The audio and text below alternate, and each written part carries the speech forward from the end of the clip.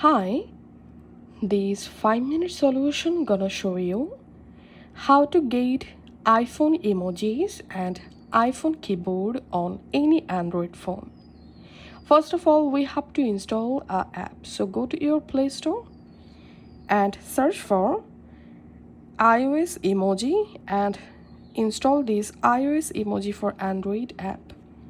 Once the app installed, just open the app and tap on skip, and now tap on select and choose input method. Select iOS style emoji and keyboard language. You can change your language from here, and now tap on theme, and here you can select iOS keyboard theme.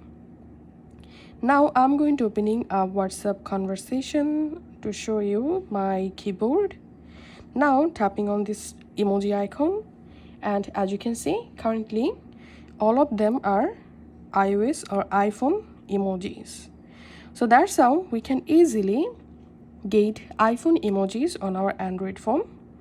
If this video helped you out, please leave a like and leave a comment down below. Thank you for watching.